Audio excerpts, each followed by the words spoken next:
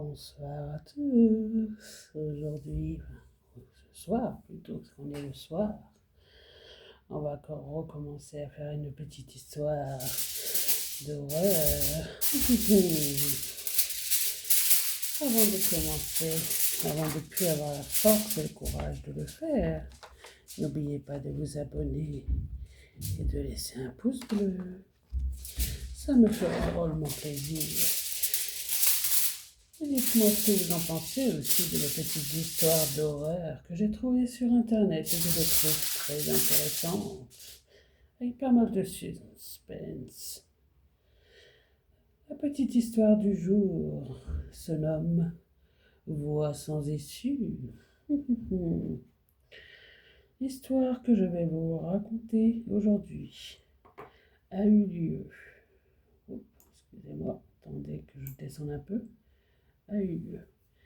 Elle est basée sur des faits réels. Et c'est ce qui la rend si perturbante. Je vous donnerai plus d'informations ainsi que toutes les sources à la fin de la chronique. Mais vous allez voir monter en tension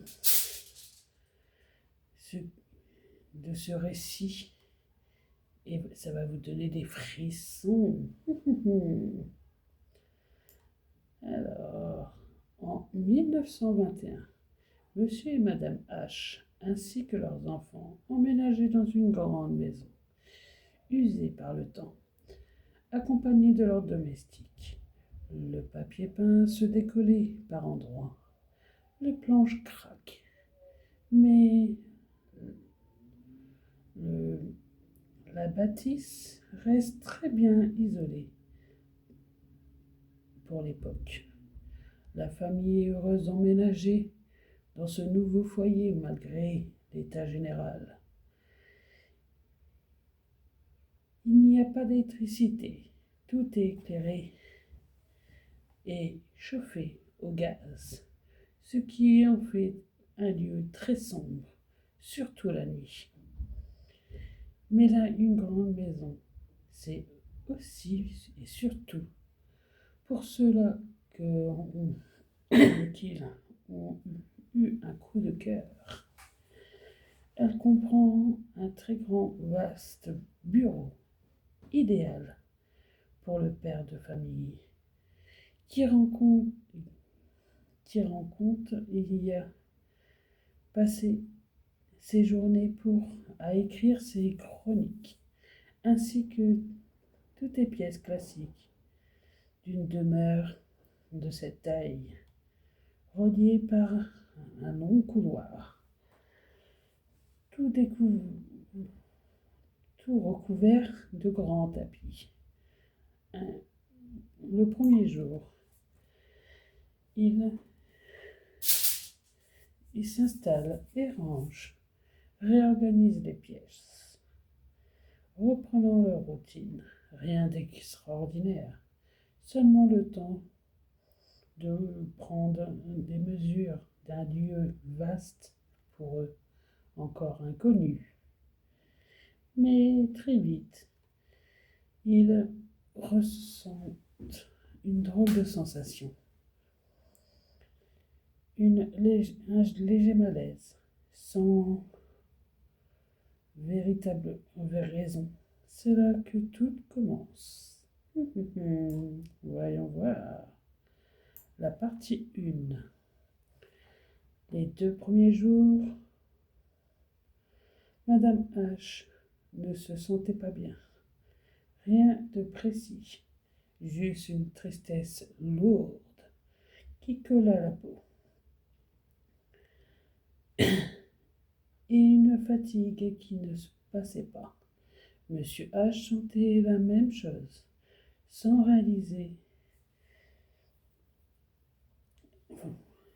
réellement avouer à sa femme. Dans le grand bureau, Monsieur H écrit ses chroniques. Une belle pièce très haute, surplombée de poutres imposantes, entourée d'une grande bibliothèque est recouvert de gros tapis qui étouffent le bruit. Seulement la flamme du bec à gaz, parce que le silence de la maison se lève la tête, racle la gorge et rappelle le domestique. Léon, venez un instant. Monsieur H. relève les yeux. Léon était déjà là, immobile, dans l'embrasure de la porte. Monsieur H. est surpris. Il n'a entendu aucun pas, aucune poignée, aucun grincement, rien.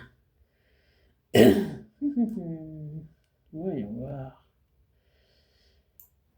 Depuis quand attendez-vous Depuis l'appel, monsieur. Monsieur H. fronce les sourcils et laisse tomber. Léon repart, presque sans bruit. Dans la maison, tout paraît amorti. Les couloirs sont tapis de laine épaisse.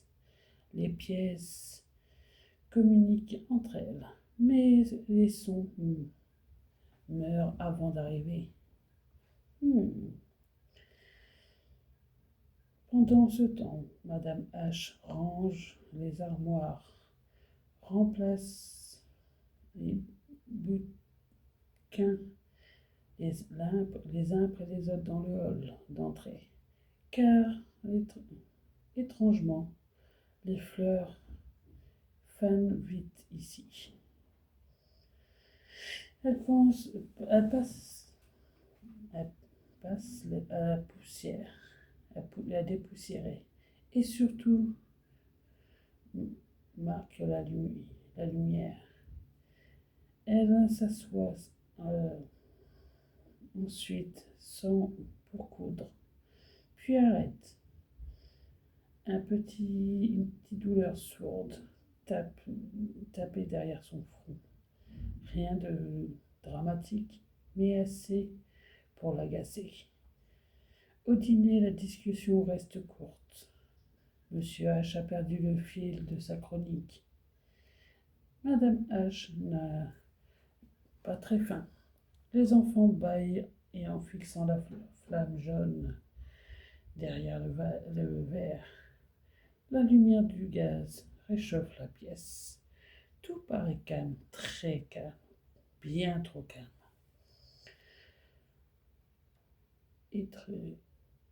Éteignez celui de palier, s'il vous plaît, demanda Madame H. avec une voix fatiguée au domestique.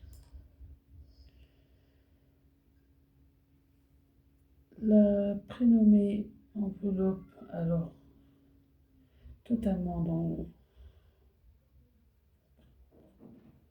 dans la pénombre enveloppe alors la totalité du couloir. La nuit et le silence devint plus lourd, comme si les murs avalaient l'air. Aucun bruit ne faisait entendre dans la maison, pourtant usée par le temps. Devant la chambre de Monsieur H. s'arrêtait pour écouter. Aucun bruit clair, juste un silence sans écho et le souffle de la flamme encore allumée. Elle referme la porte de la chambre et se glisse dans son lit. Monsieur H. fixe le plafond, puis ouvre son carnet de notes pour noter une phrase qui risque s'échapper. Cette maison dégage quelque chose d'étrange. Ne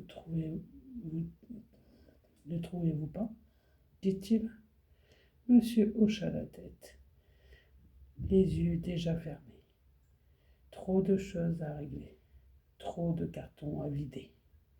Dans l'obscurité, la maison semble reprendre son souffle. Rien ne bouge, rien ne parle. Et pourtant quelque chose a changé. Le lendemain, à la fin de la matinée, Madame H court près de la fenêtre du salon quand elle entend soudain un bruit autour d'elle. Partie 2. Quelqu'un marchait dans la pièce au-dessus. Les enfants sont à l'école, Monsieur H dans son bureau. Alors, qui est-ce? Elle se lève, pose son aiguille et monte l'escalier. Le palier est vide. La porte de la pièce au-dessus du salon est pourtant entr'ouverte. Elle ouvre alors pour aller y jeter un œil. La pièce est totalement vide. Rien sur le sol, rien sur les chaises, rien qui bouge. Elle écoute encore, retient sa respiration, se capte qu'un souffle très régulier dans la maison. Madame H traverse le couloir. Elle ouvre la chambre d'amis vide. La petite salle d'études vide. Le débarras vide aussi. Elle redescend. La cuisine, les domestiques lèvent la tête.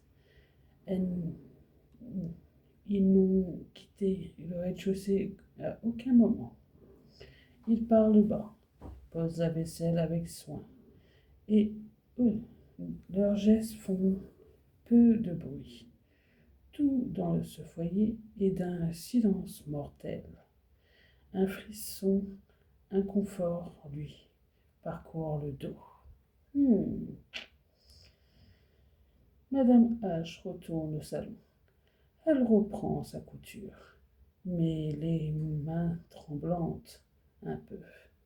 Elle tente d'expliquer ce qu'elle a entendu. Dire que la maison travaille, que les bois bougent, que... Non, mais n'arrive pas à se défaire de ce inconfort qui lui gagne. L'après-midi, pas plus tard dans l'après-midi, elle croit percevoir une autre série de pas. Plus loin dans le couloir, du haut, très lent, très assuré. Mais cette fois, c'est comme si deux personnes marchaient. Elle monte à nouveau, le cœur battant encore plus fort. Toujours rien. Le soir, elle raconte tout à son mari.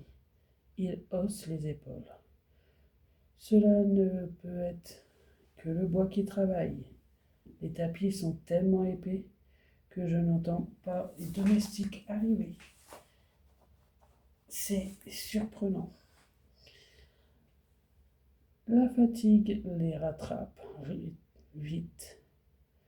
Malgré ce sentiment de malaise et ce mal de crâne qui les gagne davantage, dans ce silence, un détail finit par la troubler que les pas, les domestiques se déplacent sans qu'elle ne les entende jamais arriver, même sur le vieux plancher, même quand ils sont tout près. Les dires de son mari se confirment. Elle se dit que ce sont les tapis. Elle se dit que c'est la maison qui est bien isolée.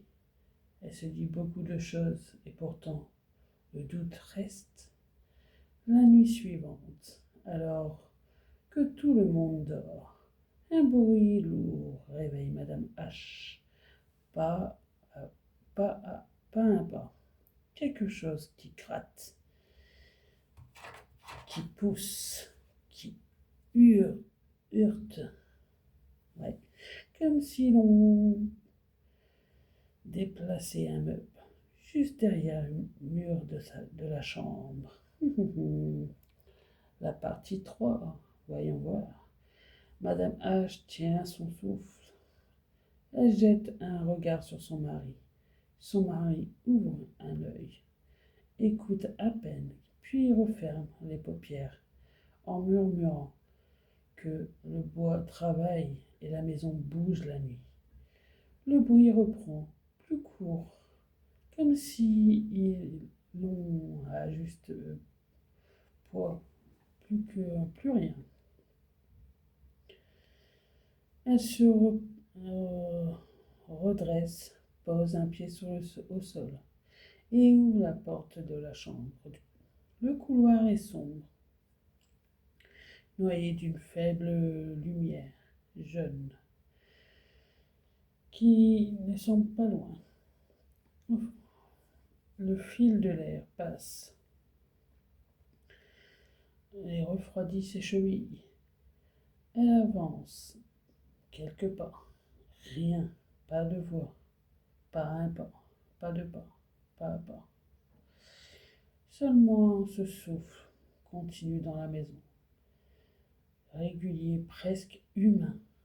Elle pose la main sur le mur mitoyen, tente de deviner d'où vient ce grincement de tout à l'heure et entend que son propre cœur.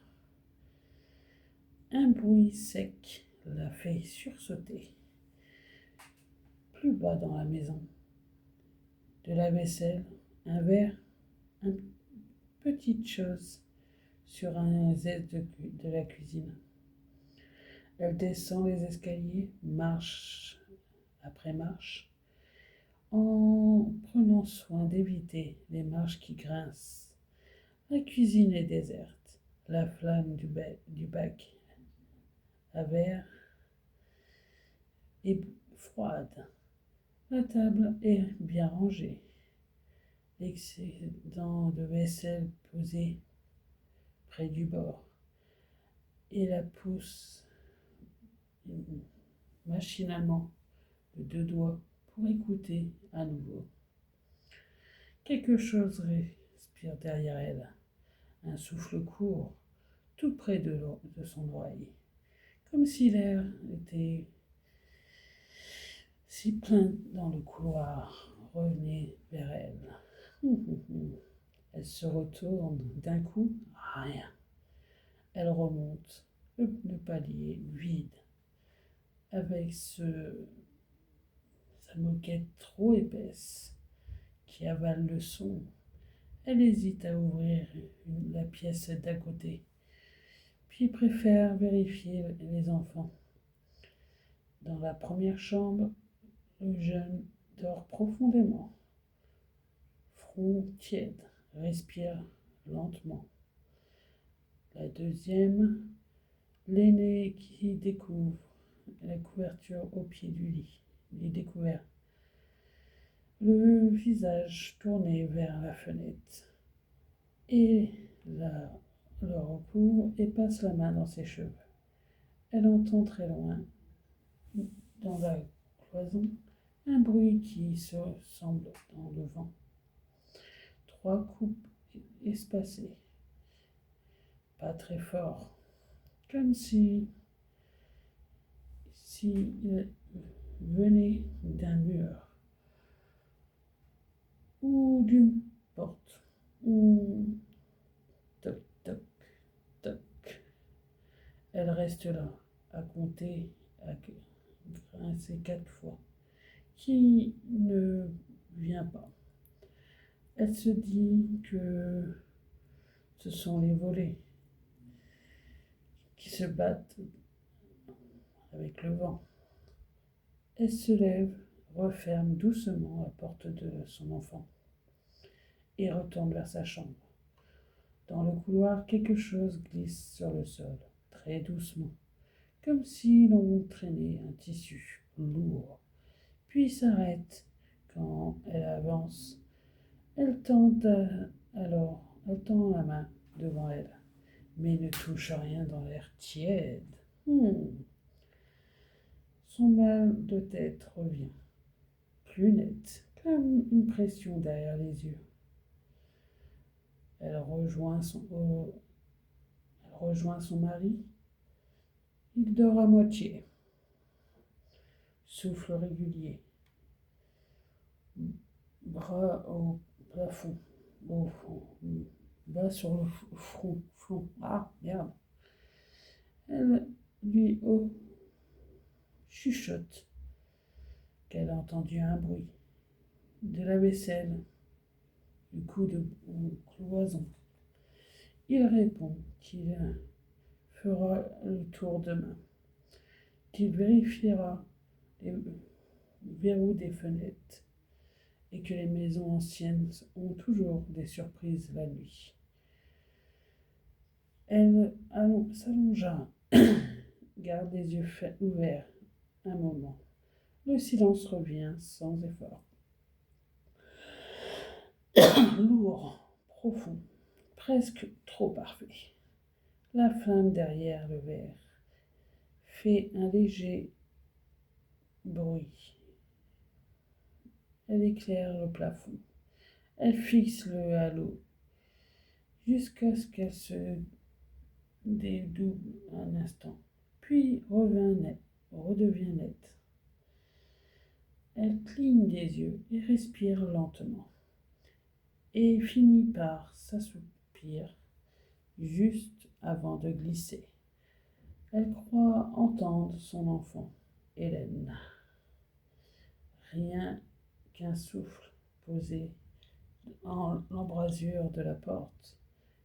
Discret, embarrassé, presque timide. Elle se redresse la tête, demande qui est là, attend, mais n'obtient que le silence de la maison pour réponse. Bon, pour aujourd'hui, je vais m'arrêter là. Il y a une suite à cette petite histoire d'horreur. Mais comme l'histoire elle est un peu longue, je préfère faire une pause et je vous dirai la suite un autre jour. Si vous avez encore le courage, n'oubliez pas de vous abonner et de laisser un petit pouce bleu. Ça me fera drôlement plaisir. À bientôt et dormez bien si vous en êtes encore capable.